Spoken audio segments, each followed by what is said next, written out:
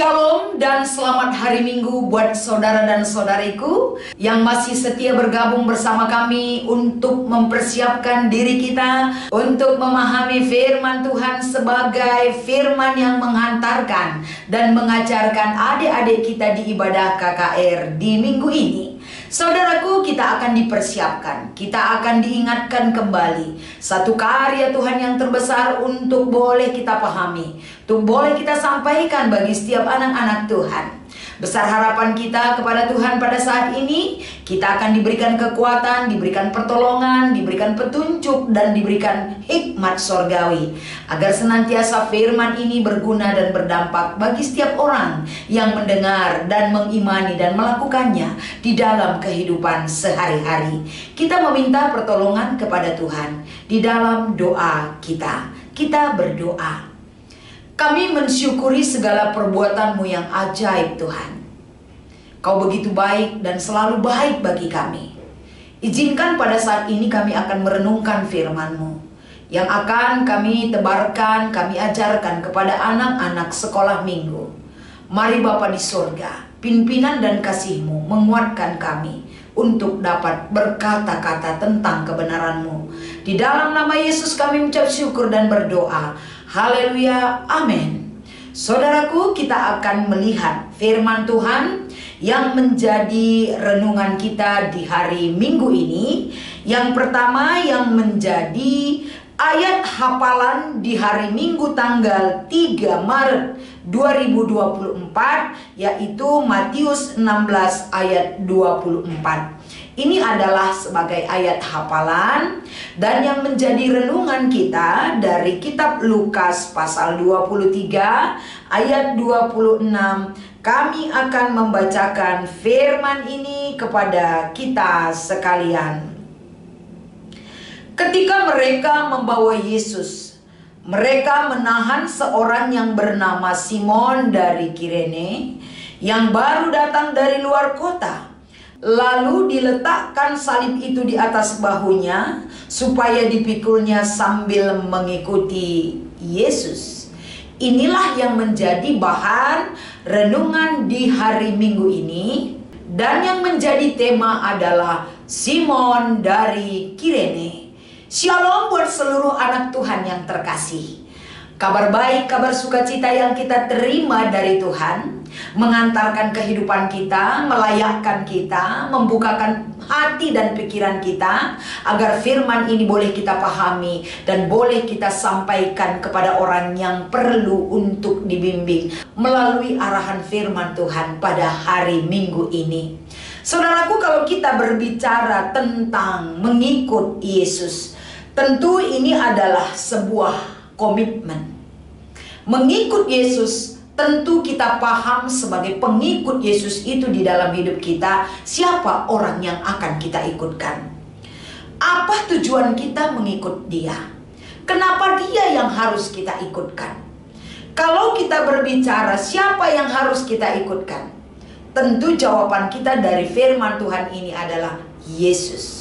Kalau kita berbicara tentang siapa yang harus kita ikut di dalam kehidupan kita, pasti jawaban kita adalah Tuhan. Tuhan hadir dalam wujud Yesus Kristus.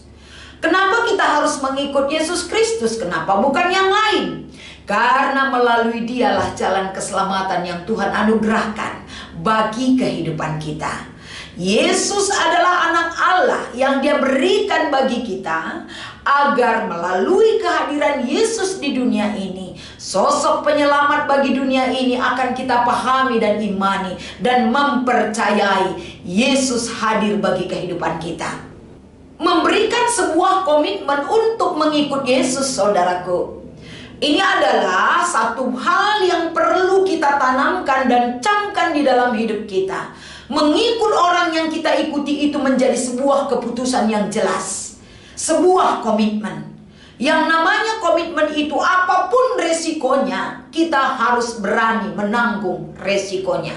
Kalau kita sudah memiliki komitmen, komitmen kita timbul dalam mengikut Kristus itu karena kita paham yang kita ikutkan bukan menyesatkan kita. Tapi justru kita tahu bahwa ketika kita mengikut Yesus, kita tahu hidup kita digiring untuk mencapai kehidupan yang kekal bersama Tuhan. Dalam perikop kita Lukas pasal 23 ayat 26 ini, bagaimana sosok seorang yang Tuhan sudah persiapkan untuk dapat mengikut Yesus di dalam membantu Yesus memikul salib sampai ke Golgota. Siapakah dia? Dia adalah Simon dari Kirene. Kenapa Simon dari Kirene? Karena di Alkitab nama Simon banyak sekali. Tapi orang yang ikut memikul salib Yesus sampai ke Golgota adalah Simon dari Kirene. Kalau kita lihat kronologis kenapa mesti harus Simon, kenapa tidak yang lain? Karena ketika Simon berada dalam kerumunan, arak-arakan perjalanan Yesus ke Bukit Golgota, dialah yang disuruh oleh para prajurit-prajurit untuk membantu memikul salib Yesus. Saudaraku, kalau kita lihat bagaimana kehadiran Simon dari Kirene ini ada di tengah-tengah kerumunan orang, pasti iman kita mengatakan segala sesuatu yang ada di bumi ini untuk dapat mengikut Kristus itu bukan kebetulan, tapi itu adalah sebuah kesempatan yang sudah Tuhan rancang bagi kehidupan setiap pribadi. Simon dari Kirene dia hadir memikul salib Kristus, bukan berarti Yesus butuh bantuan orang lain. Kita tahu Yesus anak Allah, tanpa dibantu juga dia sanggup untuk sampai ke Bukit Golgota sesuai dengan menjalankan misi Allah.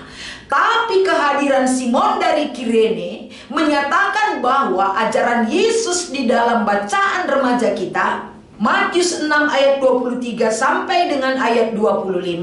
Yesus mengatakan kepada orang banyak, kepada murid-muridnya, barang siapa yang mau mengikut aku harus bersedia memikul salib, menyangkal dirinya, dan ikutlah aku.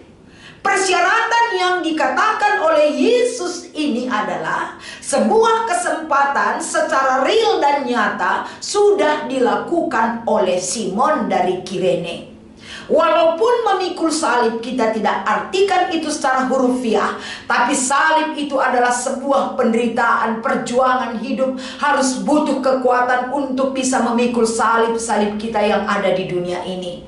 Salib secara hurufiah yang kita lihat bagaimana Simon dari Kirene bisa membawa salib Yesus, itu bukan perkara yang gampang. Salib itu begitu berat, perjuangan perjalanan menuju Golgota itu juga begitu berat untuk dilalui. Dan bagaimana perjalanan menuju Golgota itu menantang kehidupan orang percaya. Apakah kita masih tetap setia mengikut Kristus? Walaupun kehidupan kita mengikut dia banyak sekali perjuangan, banyak sekali tantangan, banyak sekali hal yang menghancurkan hidup kita. Simon dari Kirene sudah mengambil bagian memikul salib Kristus sampai di Bukit Golgota. Bagaimana dengan kita, saudaraku? Bukan hanya adik-adik kita diingatkan karena firman ini, tapi pelayan KKR. Menjadi pelayan KKR itu adalah sebuah komitmen kehidupan bagi semua pelayan KKR. Menjadi pelayan KKR itu bukan kebetulan, bukan karena dipaksa, tapi karena sebuah kesempatan yang Tuhan berikan bagi saudara dan saudariku untuk bisa mengambil bagian di dalam melayani Kristus. Memikul salib menjadi kekuatan kita ketika kita terlibat dalam pelayanan. Kekuatan kita lebih dalam dan lebih kuat lagi Tuhan akan anugerahkan kepada kita. Begitu juga kalau firman ini kita sampaikan kepada adik-adik kita. Bagaimana ayat hafalan dari Matius pasal 16 ayat 24 tadi. Bagaimana Yesus mengundang dan mengajarkan orang yang datang kepadanya bahwa mengikut Kristus itu bukan hal yang gampang, tapi butuh pengenalan dan penyerahan diri yang total untuk mengikut Kristus. Bagaimanakah kita bisa mampu secara totalitas mengikut Kristus? Bisa saja karena kita memiliki kepercayaan yang begitu besar kepada Tuhan. Dengan segala daya dan upaya manusia tidak cukup untuk kita miliki, untuk modal kita mengikut Kristus tanpa ada pemberian Tuhan bagi kita. Tapi melalui penyertaan Tuhan, pemberian Tuhan bagi kita, kita mampu menjalani kehidupan kita untuk menjadi pengikut Kristus. Kekuatan kita terbatas, saudaraku. Ilmu kita terbatas, waktu kita terbatas, kekuatan tubuh, roh, dan jiwa kita terbatas. Mari kita meminta kepada Tuhan. Izinkan roh Allah yang menguatkan kita. Roh Allah itulah yang menguatkan setiap orang yang mengikut Kristus. Ketika memikul salib, menyangkal diri dan mengikut Kristus menjadi sebuah keputusan. Ada dan besar sekali peran serta Allah memampukan kita mengikut Kristus. Adik-adik kita juga demikian. Ketika kita sampaikan siapakah Simon dari Kirene, atau dalam cerdas cermat Alkitab, siapakah nama seorang yang bersedia memikul salib Kristus sampai di Golgota? Pasti adik kita menjawab berdasarkan firman ini, Simon dari Kirene. Bagaimanakah karakter orang yang bersedia memikul salib Kristus? Simon dan Kirene bersedia memberi diri tenaganya untuk ikut memikul salib Kristus sampai di Golgota. Artinya, buat adik-adik kita juga penderitaan hidup walaupun mereka masih kecil, remaja, anak tanggung ataupun anak-anak. Mereka tentang penderitaan, ketakutan hidup pasti mereka sudah paham. Jadi ketika mereka paham untuk dapat memahami sebuah kesulitan hidup, mereka dikuatkan mengikut Kristus. Jangan takut, kita diberikan kekuatan, kita diberikan damai sejahtera, kita diberikan satu solusi bersama Tuhan. Mungkin ke arah itu yang kita sampaikan kepada anak-anak KKR kita. Anak-anak remaja sudah banyak menemui kesulitan, tapi kesulitan yang mereka hadapi akan menguatkan mereka berakar untuk setia di dalam iman bersama Kristus.